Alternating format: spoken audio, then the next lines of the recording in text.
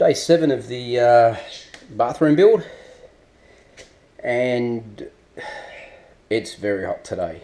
Very hot. I'm sort of trying to avoid going to the hardware store to go and get supplies, but I think I'm going to have to because I'm running out of small jobs to do. So one of the jobs I had to do today was I just had to put a filler piece in here. This has got to be patched up a little bit better. Not doesn't have to be a masterpiece because the cabinet gets pushed right up to the door skirting, so none of that's really seen down the bottom. But I still want to fix it in so that it's okay, you know. If ever someone gets rid of this and wants to put a piece of skirting board in, at least there'll be some wall there. Another thing I did today was I cut just a small piece of skirting for here, just to go in between these two door frame skirtings. Realised as you know, I didn't expect everything to go well last night. It went pretty good. Like the joins are the cuts are very clean. I've got to do a little bit of clean up on the side here. I've got a little bit of it's either plaster or no more gaps, so I just got to scrape that off with the chisel. This one I probably need to take just a saw blade width off the bottom of it, because as you can see up there, it's just sitting a little bit too proud, sort of biting into the plaster there. So I'm glad I didn't nail that home last night, so that's an easy fix. Another thing I discovered whilst I was patching this and trying to belt the nails in was that the whole wall was moving. Now we did screw it in here, obviously, and we nailed the nailed or screwed, I can't remember, nailed I think, the frame in here, but that's a big span, and there are provisions in the bottom here. Just here, there's a plate there and a plate there to put some bolts in. Now I don't think we're going to need this one here because we've nailed through here and we've nailed through here, so I think that's going to be right. That's not moving there at all, but it is moving here. So I've just drilled that out and I'm going to put an anchor bolt in there. So there it is. There's the anchor bolt. So that anchor bolt's going to go in there, and that's going to hold this door frame in place. So I'll screw that down in a minute, and that will be that'll be all that's required to finish that door off. Now another thing I did today was I brought in my box of electrical stuff, and I was trying to work out, although I'd done a map a couple of weeks ago on what I wanted in the room in the way of power points and light switches and things like that, I hadn't really checked to see what I had out in my shed. So today I went out there and bought the box in and worked a few things out. So it turns out that I had a 3-way switch to go in there. Should be perfect. So the top one will be for the lights in the kitchen. The next one down will be for the laundry, and the bottom one will be for the outside light. So that's complete. I've got the PowerPoint hanger for that. In here, I've just put a cover here for the moment. This will be the light switch for the linen press. That is going to come off this architrave here. As you can see, that's the cover off it. So that will go around there. So we have one for there. I need to buy a 3-way switch here. So light, heater and exhaust fan. So that will go in there. Here for the vanity unit, we're going to have a double power point and a single switch, and that switch is actually going to be the switch that we wire into the mirror, because the mirror is actually a backlit mirror, so we need a switch to switch the mirror on and off. So I've worked that out.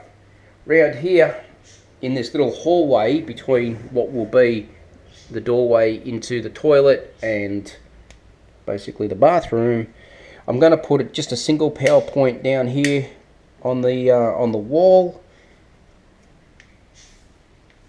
just in case I'm vacuuming in here or something. You know, I don't want to be stretching cords across here, and it's just easier to have one there, and whilst we're doing it, we're doing it.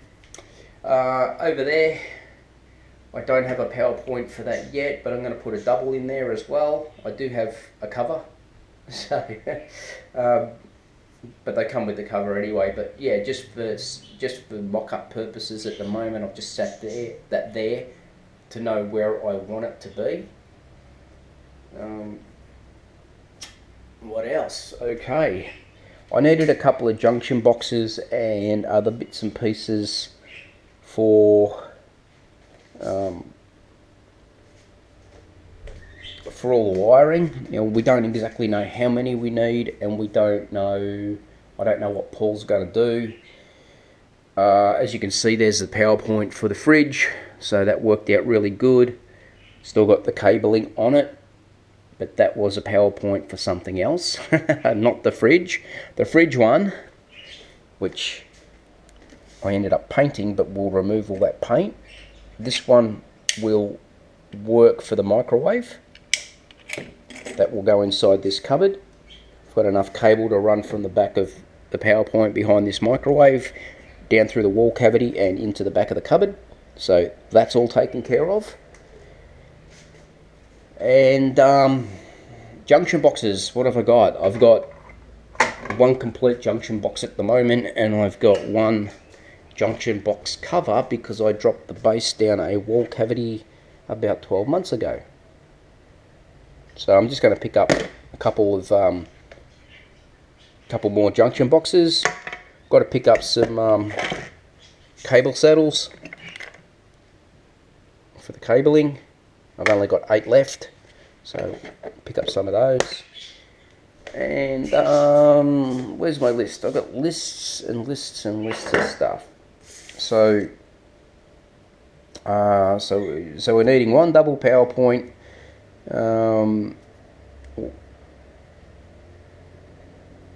one triple light switch. Well, we did need one triple light switch, so that can come off. 2 junction boxes. I need one IXL control switch for the fan, the light and the heater. I need to buy an IP box or an electrical enclosure box.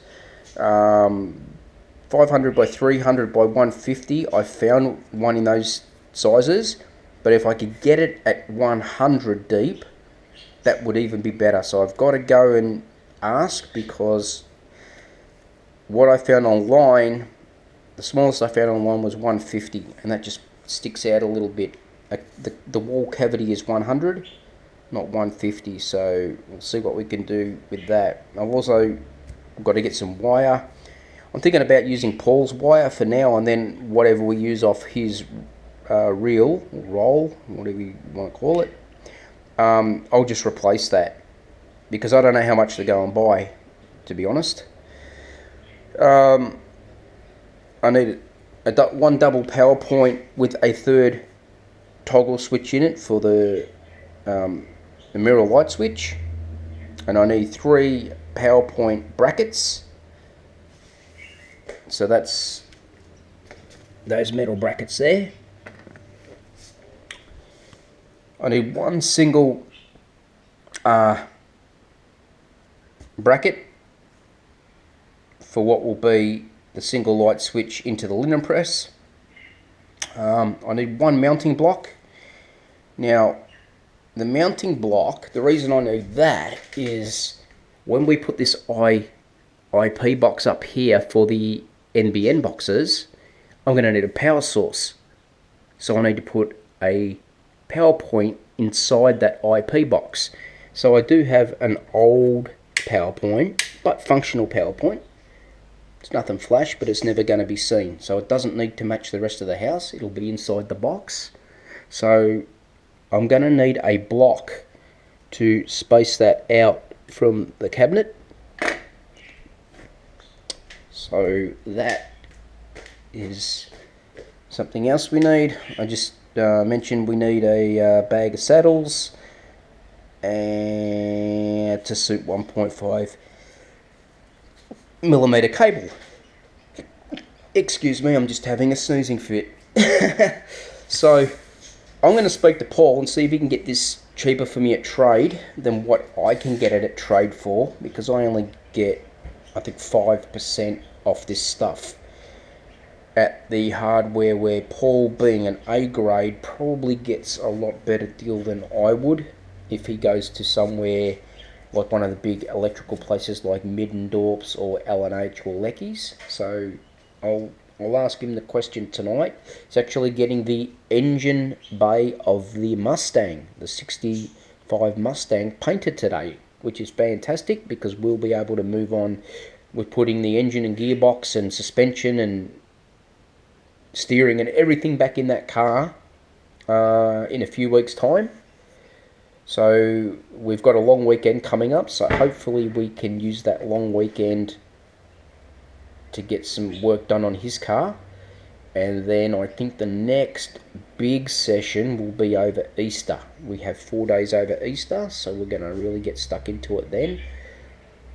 In between that time, Paul's got to finish off his carport, and I've got to try and get this bathroom up to a stage where it's just about ready to call the plumber in and run all the pipes.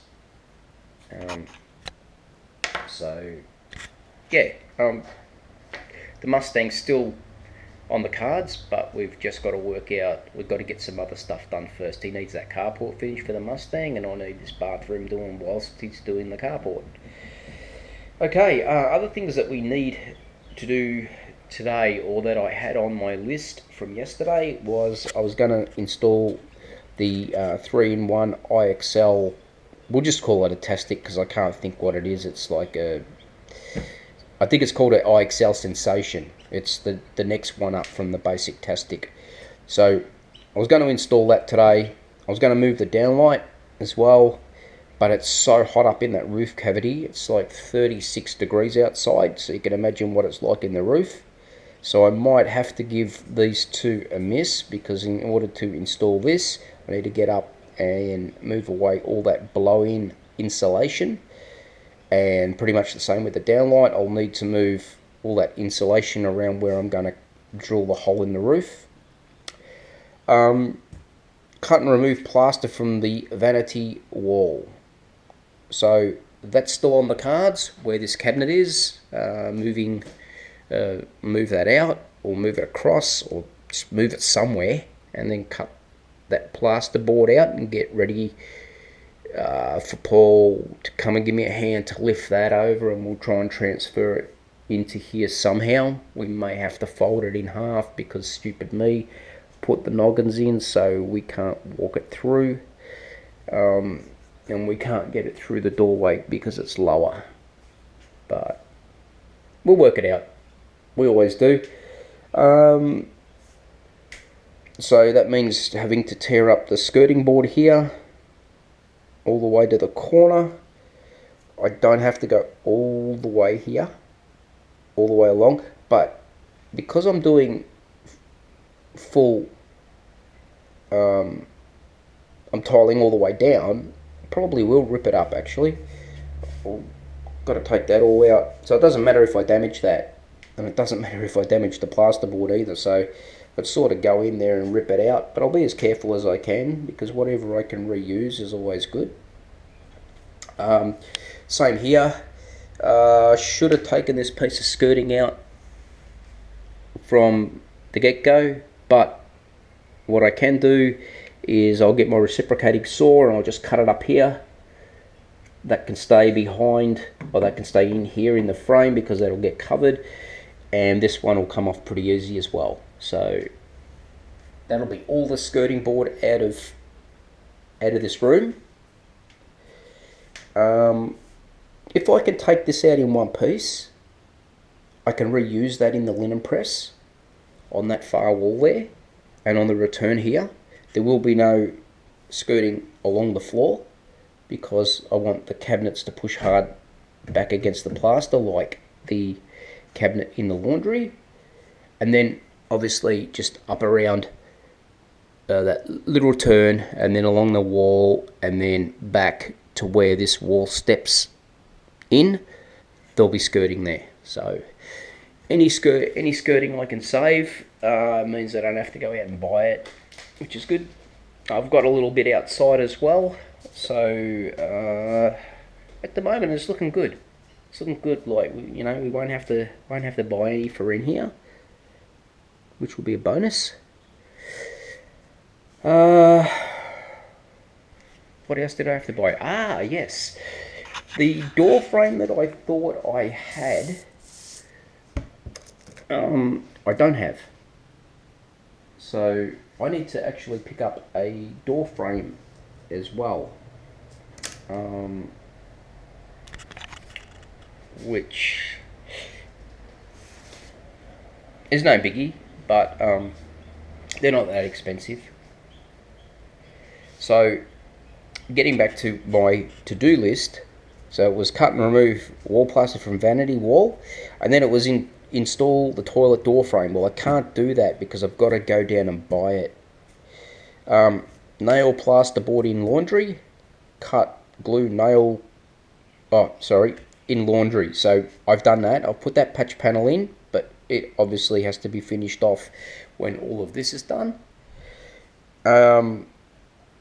The other one that I was going to do today, but it's way too hot outside, was cut glue and nail in quads. It should be around eaves. It's on eaves, but you get what I'm saying. And I've got to put 2 more anchor bolts into this framework here. So one down here and one over there, and that will complete the fastening of that wall, securing of that wall. And then, as you know, later on I will put one in here and one in here once the trench has been dug and pipes have been run, and then we can do what we need to do there. So so that's our to-do list. Now, things I need to go and buy today is I need to go and buy some of that mesh plasterboard tape, because I'm going to need that on the internal, all the internal corners there, all the 90-degree corners. Clean all that up.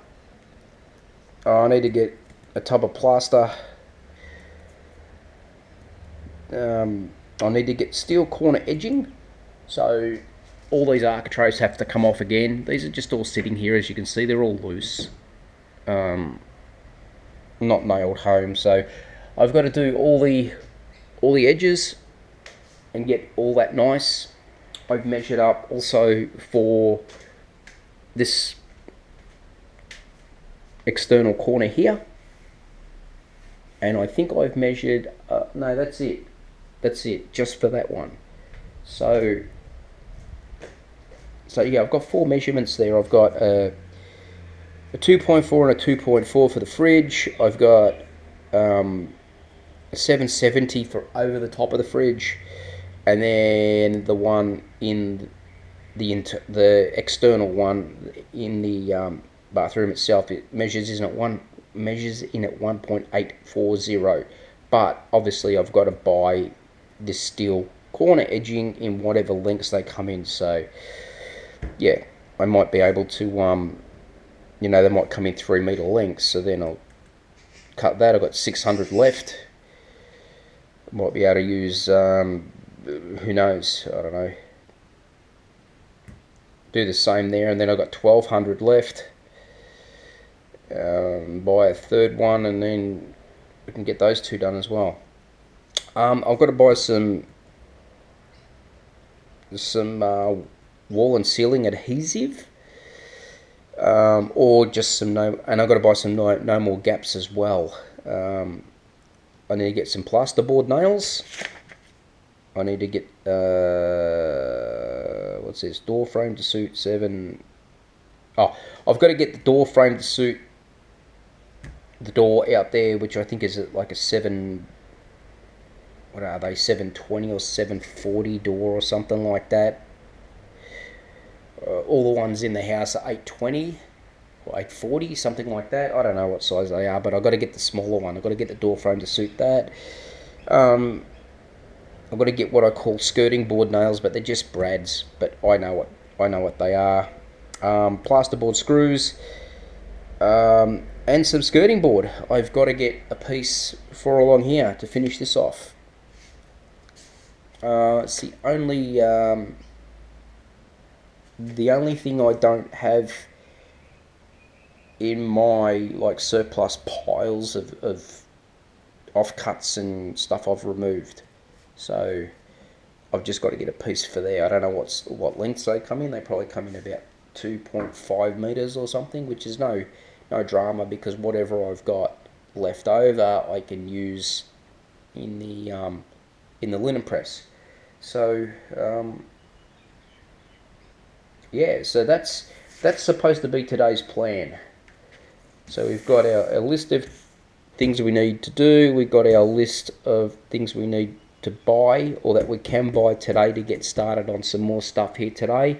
Then we've got our electrical list and our plan of where everything's going. And that's it so far, guys. I haven't really done anything else today, so I'm going to leave it here and get my backside moving and try and get something done. Cheers. I've just pulled the skirting board out from here. I managed to get it all out in one piece, which was fantastic. So now that can be used in the linen press. Turns out that my shower, actual size of my shower, is 1370 by 1300 if I take it up to the vanity. This is sort of an outline of the vanity unit. It's 920 wide by 450 deep. So it's quite a big shower. And with it having no shower screens or anything on it, it's actually going to be very generous. I probably will bring out a frameless screen, 450 out from the wall here. Won't be a shower screen, but it'll be a screen from ceiling to floor to protect the side of the vanity from getting wet. And that's it. I doubt from one shower head that's going to be mounted up here that you're going to have water coming back 1370 mil, nearly 1.4 meters. So I don't really need to put anything here. That'll be all good. So so the next job to do is to start removing this plasterboard. I'm quite happy with where the vanity's going to go. What I did is I kept it an even number. I came 400 mil off the door frame here, off the edge of the door, so you got plenty of room. You got plenty of room there, and when your door's shut, you got a hell of a lot of room here too. So these tiles are, what are they, maybe 250, 300s. So you've got about just over a metre between the edge of the vanity and the back of the door.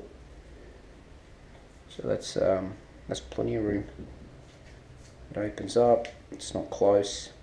I don't want to bring it any further forward, because the wall sort of steps here, so then you start narrowing this exit point here. So yeah, we'll keep it at where it is, and yeah, I could have probably brought it in line with this joint, which would then move that to here, but I wanted to allow for that screen. So yeah, so we'll stick with that. Okay, I've made me cuts in along the cornice and down the wall, down the corner, and what I've done is I cut a little access panel in here. This has got to be replaced anyway, but we all know what Murphy's Law is. If I was to pull on this side, this sheet will basically come away. I pull on this sheet and it's stuck fast. Stud's right there and it's stuck on there. So I've got to try and be gentle and get it out. But I use the reciprocating saw just to get up underneath the cornice. The rest of this, I just did this with a pretty much got through most of it with the Stanley knife, the box cutter, and then I just ran through it with the little cutting blade that I've got, little plasterboard saw. So that panel is free, technically free. It's just glued on this noggin here, and I've got to find or figure a way to get this out without breaking it. So close yet so far. Managed to get it out finally without too much damage, except the this top piece. It snapped off. So that was up in the corner here. I guess it would, because it's fixed in two spots, and it just gave out. But at least I've got the bottom sheet, which is still intact, and that should fit up over there quite nicely. Okay, I've been able to use those that piece of plasterboard there for two walls. It wasn't exactly as I planned. I did plan to take the whole wall section and put it in there, but it wasn't to be. And it's probably a good thing that it's ended up the way it has, because Paul's still got to do his wiring, so it would have been a real pain in the backside to have leaned that up against the wall when we've still got to drill holes through the studs to pass the wiring through. So at least here, this is sort of half blocked off now, and the bottom half we don't really need to run anything in there. We need to run one power point, but we've got access through the center section to bring a power point out down the bottom there. So everything's good.